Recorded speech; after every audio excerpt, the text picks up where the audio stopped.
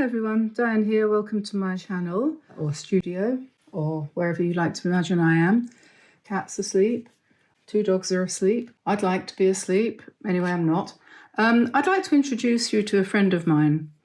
This friend is called Karat Aquarell and he's from Germany and he is a watercolor pencil and he is easily sharpened. He comes to a point without any trouble. And Stettler, or Karat, he likes to be called Karat, is very easy to get along with because if you mix him up with other things like water and paint and so on, he likes to mix and mingle. And he likes to sort of get free and easy and to melt amongst the crowd. And I'm going to show you what I mean by that by doing some drawings and some work with him today on my Mead hot press watercolor paper, where you will see what I'm talking about. So first of all, everyone keeps talking about pumpkins and leaves and pumpkins and everything. So why don't I just bite the bullet? And I've been practicing this morning. I've done there was already some pumpkins on this piece of paper, so I just painted over the top of them using my friend Karat. And I also did this one here, just to give you some ideas of ideas I have had. And this one, I bunged this one in a frame the other day because I quite liked it. And that was a light wash, very loose, sharpened up with a bit of brown pen. And so anyway, what I don't know what I'm going to do yet. And as I so very often say at the beginning of these videos, let's just see what happens. It's, I think what I'm going to do, this is hot press paper, but it doesn't matter what it is. It could be anything.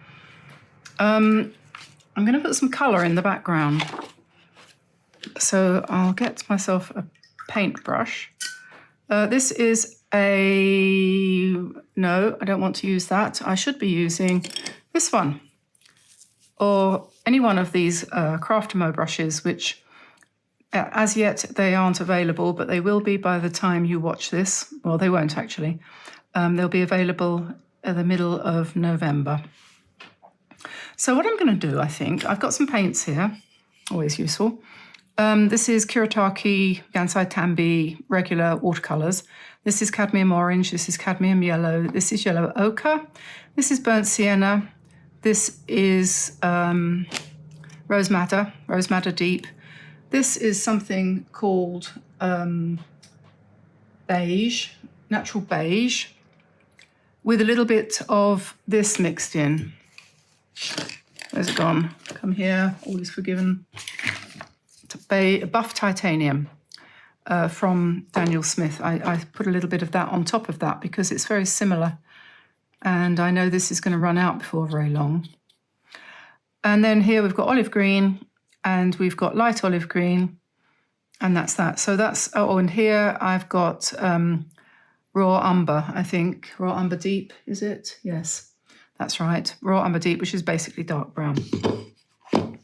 So yeah, what I thought I would do then, just thinking on my feet, I'm going to paint some sort of pumpkin shapes in the background, just really loosely and different sizes, just using this fantastic brush from Craftamo, which is designed especially to paint pumpkins. It has built-in pumpkin shape. You just press a button and it'll build a pumpkin. It's a bit like Build-A-Bear, you know. I think I might be lying. What do you think? Do you think I might be telling you fibs? So we'll put a bunch of these in and cover the paper with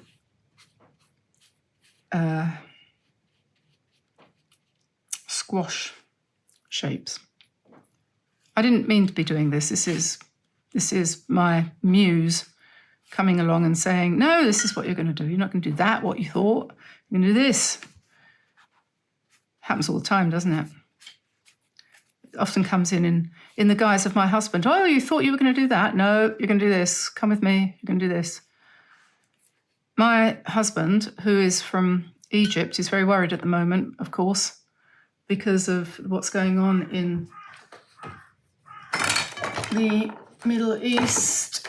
And, of course, it affects us because, as you would if you have connections with that part of the world, we've got a house over there actually in Egypt, and a lot of our investment is in that part of the world, which is not looking very good at the moment.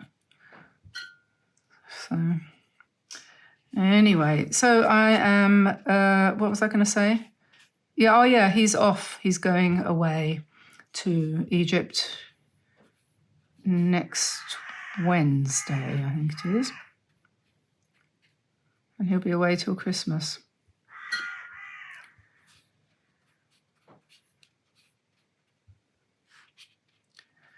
So here we go. We have a page of pumpkins.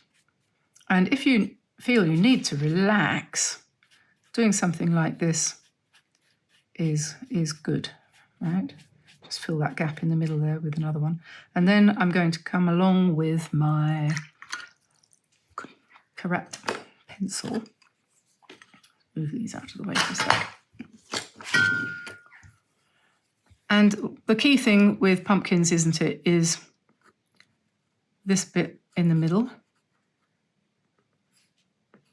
the stalk, and then the shape. And I am deliberately allowing my hand to shake. I say that. Maybe I can't help it. Yeah, because I like that effect, which is just as well, because I better get used to it. And then, so that's running. You see how that's running? So then you can do a couple of things with that. You can pick up the brush and you can just put more water in and encourage the shadowy areas to develop. And you can also, if you want, pick up more paint and drop that in and let the whole thing interact. And you don't know what exactly is going to happen when that dries, but you're going to trust in whatever and let it happen. So we'll come up here to this one now.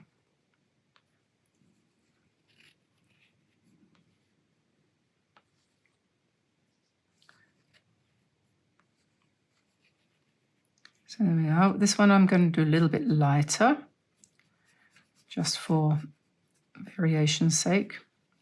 I've been using this technique for years, ever since we started the channel. If you go back to the beginning and you find my dragonflies and so on, I used this technique of allowing Karat to melt into his surroundings. I used that to quite good effect there, rather than using ink. At that time when I first started, I had this box of pencils, but I didn't have any good fineliners. I had the box of pencils because somebody had left them here when he left. And so that was good. And I didn't know about them until then. So it's funny how these things happen. Good comes out of bad. That was a long time ago now. So I'm just sort of emphasizing the shadowy areas. And this one, I'm not going to wet because this is a demonstration of what you can do with this pencil, you see. So we're going to bring another one of these down here and one of these up here, perhaps. Where it goes over wet, it's a little bit sharper. And we can, at this point, sort of think about putting in some leaves, maybe, and even other things. whatever you want to put in. Could pick up some green. I don't think I want it to be too green, a sort of off green. So I'm going to add some yellow ochre to the olive green, and that makes it kind of brownish. And then into that wetness, you can draw again with the pencil and see how I melt. Lovely blacks.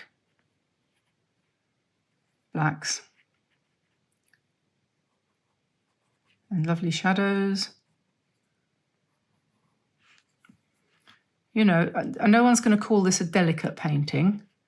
No one's going to call this tender, but it's fun. And you can, if you feel it's a little bit too wet, you can always dab out some of the paint, some of the pencil. Like that. That's not quite dry yet, but I'm going to put the hairdryer on. So that's dry now. So you could call this a kind of abstract, I don't know, abstract pencil drawing. Is there such a thing? Why not? So I'm just going to now put this beige one, light coloured one in here. And add a little bit of colour. Maybe we'll do it in this colour, perhaps. It's so interesting the way these pencils melt.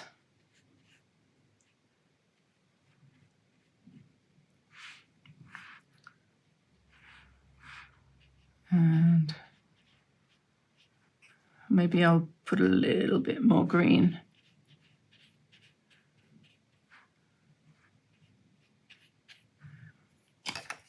The thing is, with these Karat paints, you can get it all over you.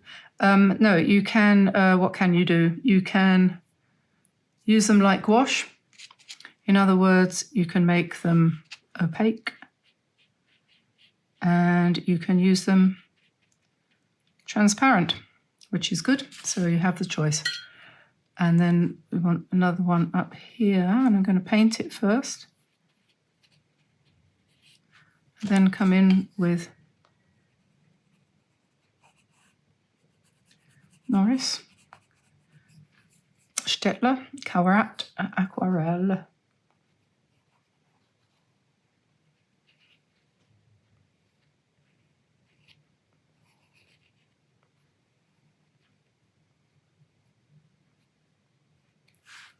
And if you watch what I'm doing, you can see for yourself how to make the shape of the pumpkin appear.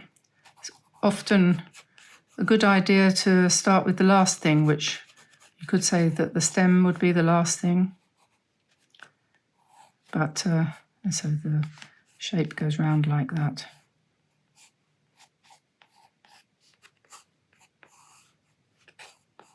A little bit of an indentation there. I will put a sketch of this, if it turns out, up on the website.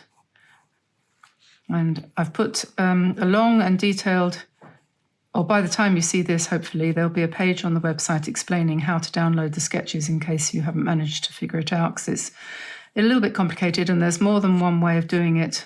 And they are free, but if you choose to, you can pay a little bit for them, which helps us. I'm not very happy with that leaf. I didn't think that turned out terribly well. But, you know, c'est la vie. Not sure what I'm going to do about that. I will have a think about it. But this one's looking good and this one's looking good. And just dab out a little bit of the extra water there. And I think, I'm not quite sure. I think I'm going to just try and lift that colour a bit. I think what it needs to be is, I think it might need to be purple. Maybe it just needs to be lighter. Sometimes you have to experiment. And the good thing about this paper, this Meaden paper, is, it's not very expensive, but it is quite durable, which is great. Yeah, so on one of my originals here, I had a few sort of stems coming out with leaves on, which I'm going to sketch in now.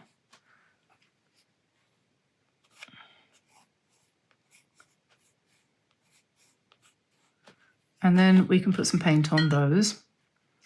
And we could probably do worse than keeping this sort of, not exactly monochrome, but shades of gold, really. You see how when you put the paint on top of the black pen, you get these wonderful shadowy effects. I think that's pretty darn good. You don't have to try too hard to make that work. And is that dry? More or less, not quite, nearly, sort of. I'll put some more over here because I like that. A little bit more yellow ochre. It just picks up. Norris, Karat Aquarell, and then we can do the stem like that. It's brilliant.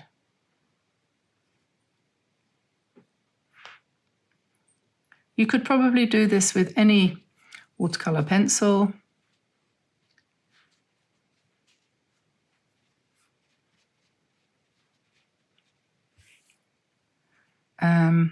But this one is the one I have, and I like, look at that.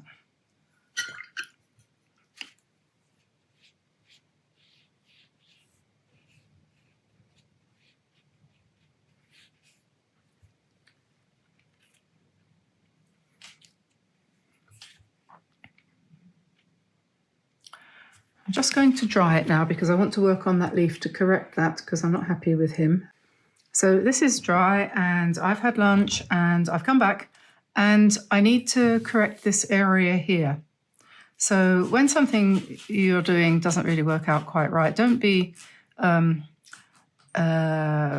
despondent, because there's always a way of solving the problem. I mean, you could just paint that leaf green and be done with it and that would be fine. And that's one way of handling it. But I was just thinking what I would like to do, I think, is to put a few more smaller leaves like these ones over the top and perhaps some berries. So I've taken a piece of tracing paper and I've just, ignore the rest of this, this is from a previous thing, just happen to have this handy space here on this piece of tracing paper. And I've just quickly drawn in burnt sienna, a few berries and a few leaves. And I'm just going to try that out in different positions over the top of my painting to see whether that would improve things if I put something there on top of that leaf. So I think it probably would. So what I'm going to do now then is carrying on with the with my friend Karat, who is my favourite pencil. I'm going to draw a couple of leaves kind of overlapping this rather unsuccessful leaf. And then I'm going to bring a stem out here and then perhaps a little stem here and then just draw in some berries here, which we'll join to the stalk, and then a few more leaves coming across here as well. So something like that. And then because this is my, watercolor pencil, it will do interesting stuff when we paint in the leaves. And so we paint in the leaves with very light wash, very, very light wash of burnt sienna. And it'll pick up the black from the pencil and we get some nice subtle leaves. Don't want anything too dramatic going on there. And then I'm going to put in some, using, this is raw umber deep, put in some little berries, little brown berries. This brush has a lovely point to it. Very nice brush. These are going to be great when we got them. So we put in just a few more of these. And then when that's dry, well, actually you don't have to wait for it to dry. I can use an ordinary pencil to join these berries to the stem. And that's quite, you know, logical to use an ordinary pencil for something like that, because it kind of drags the paint down. Okay. And then down here we need something else. So let's see, I've got a painting here that I did earlier, which has got some berries and leaves on. That could be inspirational for some more coming down there. What's this? And that's pretty much the same thing. Yeah, so I think I'll do the same thing again, bringing my branch down, putting in some nice leaves like that. And again, coming in with a little bit of maybe a slight orangey tone, cadmium orange for these little leaves, combined with the black gives us a nice autumn vibe.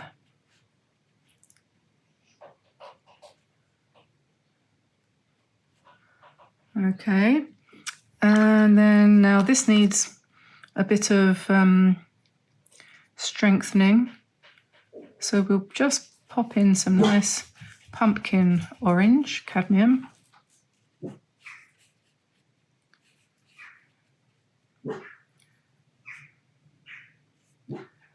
Yep, that's right. And then perhaps a bit more on this one too. Just keep it really loose. This one I'm going to leave like that. Then we have our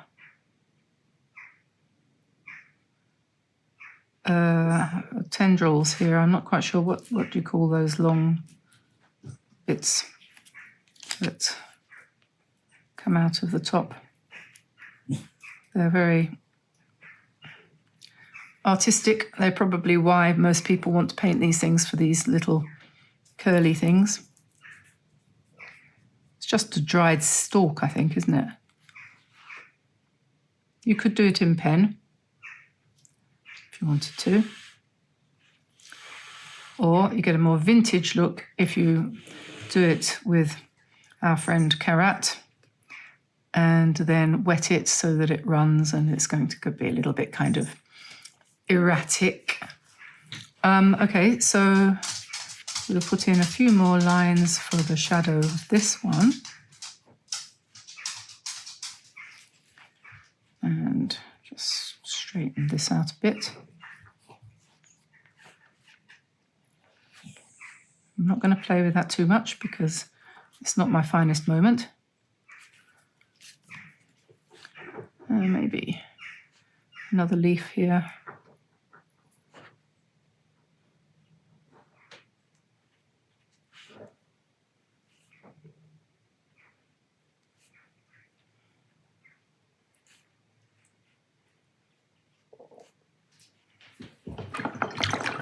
Now we need something coming out around and about here, don't we? So I think we won't make the same mistake again as we did there. So we'll just put some nice loose thingy whatsits. Really doesn't matter what you put. And maybe something coming up here with seed heads or something like that. Maybe just scribbly doos. And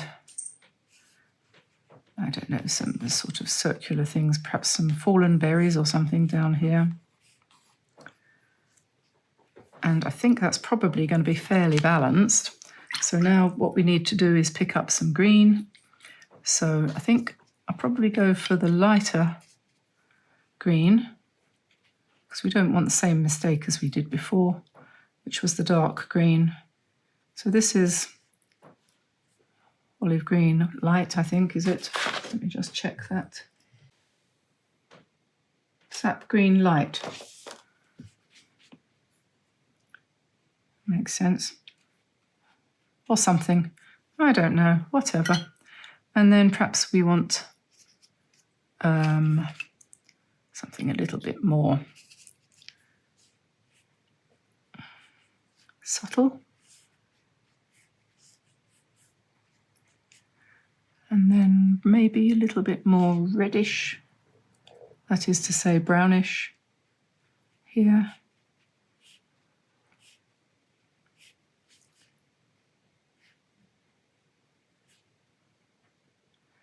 And then up here, I'm just going to put some really loose, watery seed heads. I think, let's bring that down a little bit further.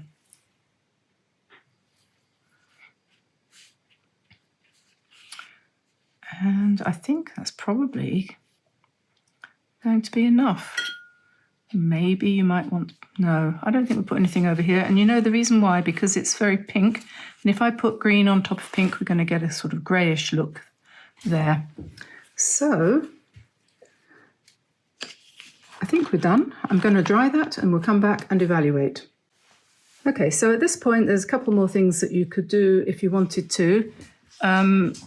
This area here is not the best area I've ever painted, but I'm just going to add some little white highlights with this Posca pen, just to cheer it up a little bit and lift it a little bit. But the best thing to do probably is to forget it and leave it to do its own thing here, and to concentrate on making other parts of the painting more important, because when things aren't the best that you ever wanted, and this has been a good learning experience for everybody, I hope. Then the other thing you can do is where you've got lines that you've drawn with our friend Karat here, you can go over those lines where they haven't yet become damp, and you can strengthen the amount of darkness. You can control that to a certain extent, and that can give you sort of like quite nice outlines on the exterior of your drawings, sort of like just emphasizing the casualness of the whole thing. And so like this, if you see what I mean, it's a bit like magic writing in a way as you go over it and it starts to show up. So you can do that, or you don't have to do that if you don't want to. And another thing you could do, you could come in with a black pen, a fine liner of some sort, and let me see whether this one's going to work. You could emphasize some of your seed heads and things like that here that you've got, that you've sketched in with the pencil, which you then painted over the top of. And then if you want to, you can just scribble away to your heart's content, nice and loose, and just kind of put in something fluffy there. You could come back to your leaves and you could give them more of a concrete outline. Go over the top of a pencil. Karat doesn't mind. He's quite happy to become mixed media. And I always find that the pens that I like the best are the ones that are slightly worn out, so that they're a bit scratchy. And then you get a nice, what I think anyway, is a nice sort of erratic edge. And you can follow on with that if you want. And, you know, I often end up doing this to my paintings, and there's nothing wrong with it, to turn them into a little bit of pen and ink. And here we've got our leaves, and you could go into them as well. Again, it's something I often do. It's, I suppose you could say, my style. And I think that the ink and the pencil go very well together. You don't want to be too heavy-handed with the ink, but it is ideal for putting in veins and things like that. And, you know, kind of double dipping. You've got a line which indicates the leaf in pencil, and then you're coming back with ink and sort of adding to it. And if it's a look that appeals to you, then, you know, it's an idea, isn't it? Just experiment until you find a way of doing it that you enjoy doing, because you're doing it for you, for your own personal development, and to put something good out into the universe, as well as perhaps making a card to send to somebody, which is the same thing, so to speak. So yeah, I think a little bit of ink in these leaves, I keep coming back to them, don't I? Leave them alone. But these ones back here could be emphasized a bit. Put another one here if you wanted to. By the time I get to this point in the painting, I've actually decided I don't dislike painting anymore. I quite enjoy it. You know, you start off and you think, why am I doing this? And then after a while you think, oh yeah, I remember why I'm doing this. Because it's good for me.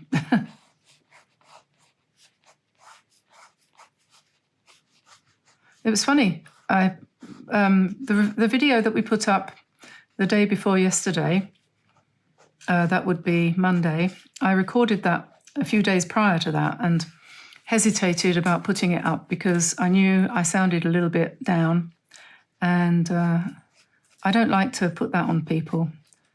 But anyway, so in the end, we decided that it was the truth, and therefore it was worthy of being shared, and it seemed like quite a nice painting too, and people might like it. So I put it up, and funnily enough, it went up the same day that Emma Lefebvre put up a video saying a lot of the same sorts of things, only in much more depth, with Christy Rice, and they did a painting together. And actually, funnily enough, they were using one of Karat's relatives. They were using a watercolor pencil too to draw into watercolor, which was quite funny, really. I haven't really seen many people do that except me on YouTube. So there we are. That was funny. And yeah, interesting listening to what she was saying about the way she feels. And you know what, I sometimes think, really, I'm going to stop complaining myself, because I realised, as I wrote in a comment to somebody afterwards, how lucky I am to be able to do this, first of all, you know, to be literally physically able, because I'm not 40 like those two spring chickens. I'm a lot older than that, but I'm still able to do it, which is great. And I do it from home, and I don't have to commute, and I don't have I haven't got kids to put through university. We've done all that.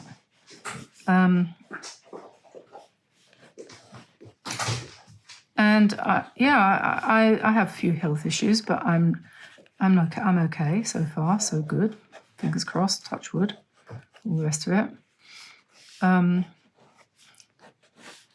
If anyone's got a remedy for unblocking ears that have been blocked up by allergies, I would be very happy to hear about it. That's something I'm struggling with right now. I can't hear myself speak. Honestly, if it's not one thing, it's another, isn't it? So we're just putting in the finishing touches now for this. And we didn't get very many pumpkins in our garden this year. We've got 2 of those small red ones. They call them potiron rouge, I think, here. I don't know if you have those ones. They're quite nice, but we haven't got any of these big ones because we didn't plant any. And we lost a lot of our courgette plants and everything because it was so cold. Last year we had a drought and a heat wave, and this year we had the opposite. So we're struggling keeping things alive. Anyway, so I think we're done. I think we're finished. I think that's pretty much going to cut the mustard at least slightly. I believe that expression, to cut the mustard, comes from when they used to add flour to mustard to make it go further so they could make more money out of it. Is that right? That's what I've heard. So we'll make these into sort of conkers or hazelnuts, yes, that's what they are. Hazelnuts. So there we are. Not another stroke will be stroked. And thank you very much for your help today, Karat. You have been wonderful. And here's the painting. I like this section best of all, but this section could be worse. But anyway, see what you think. Pumpkins. I nearly said pancakes, wrong time of year. Pumpkins for pumpkin season. So I'll let you go. And I will see you again soon. Sending everyone love and hugs. And bye for now, everybody. Bye-bye.